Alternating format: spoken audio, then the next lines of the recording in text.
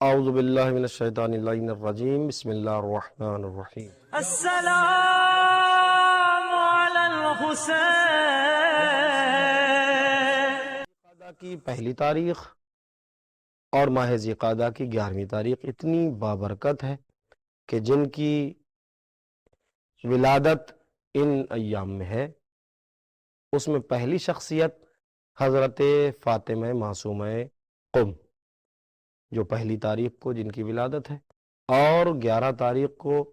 8ویں امام حضرت امام علی رضا علیہ السلام کی ولادت ہے۔ تو مشہد مقدس ایک ایسا شہر ہے کہ جو امام کی سلطنت اور امام کی حکومت کو عیاں کرنے کے لیے کافی ہے۔ اتنا وسیع اور عریض روضہ بنا ہوا ہے کہ جو حضرات زیارت پر جا چکے ہیں ان کو اس بات کا اندازہ ہوگا کہ امام کی سلطنت کیسی سلطنت ہے اور امام کی حکومت کیسی حکومت ہے۔ اگر ایک دروازے سے انسان داخل ہو تو دوسرے دروازے پر جانے کے لیے کئی مرتبہ سوچتا ہے، اور سوچنے کے بعد کئی مرتبہ بھٹکنے کے بعد پھر انسان دوسرے دروازے پر پہنچتا ہے، اور بالکل اگر اجنبی ہے تو بغیر کسی وسیلے یا بغیر کسی رہنمائی کے نہیں پہنچ سکتا۔ کافی جاننے کے بعد، یعنی انسان اگر تھوڑا بہت پرانا بھی ہو جاتا ہے تب بھی اس کو وہم و گمان اور اس کو ایسا ایک وسوسہ لگ جاتا ہے کہ وہ بھٹک جاتا ہے اور صحیح راستہ نہیں پا پاتا، کیونکہ جس نے اس روضے کا نقشہ بنایا ہے، یعنی آیت اللہ بہائی، یہ اگر فقہ کے اعتبار سے دیکھا جائے تو ایک اپنے وقت کے مسلم اور مکمل آیت اللہ تھے،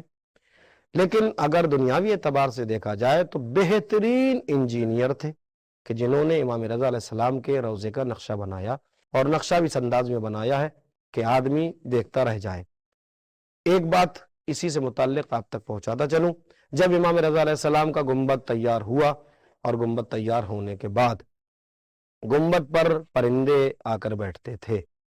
تو پھر کچھ لوگوں کو اکٹھا کیا گیا اور اس پہ مشورہ کیا گیا کہ پرندوں کو ہٹانے کا کون سا طریقہ اختیار کیا جائے۔ چونکہ ہفتہ وحدت ہے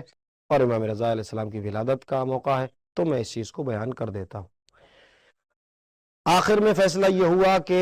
گنبد پر ایک ایسا ہلکا کرنٹ چھوڑ دیا جائے کہ جس سے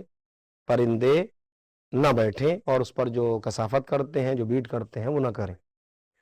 یہ آخر میں طے ہو گیا، اور طے ہونے کے بعد لوگ اپنے اپنے گھروں پر چلے گئے۔ جن افراد نے وہاں پر بیٹھک کی تھی اور جنہوں نے مشورہ دیا تھا، ان کے خواب میں امام رضا علیہ السلام آئے اور آنے کے بعد آواز دی کہ تمہیں اتنا بھی شعور نہیں کہ تم ایک بے بولتے جانور، معصوم جانور کو اذیت پہنچانا چاہتے ہو؟ اگر تم یہی چاہتے ہو کہ آج کے بعد اس گنبد پر کبوتر نہ بیٹھیں تو میں کہتا ہوں کہ آج کے بعد اس گنبد پر کبوتر نہیں بیٹھیں گے۔ اور ایسا ہی ہوا کہ اس دن کا دن امام رضا علیہ السلام کے گنبد پر کبوتروں کا بسیرا نہیں ہوتا ہے۔ لہٰذا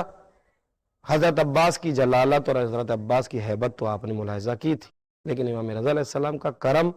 اور امام رضا علیہ السلام کا فضل بھی حضرت عباس کے جلال سے کم نہیں۔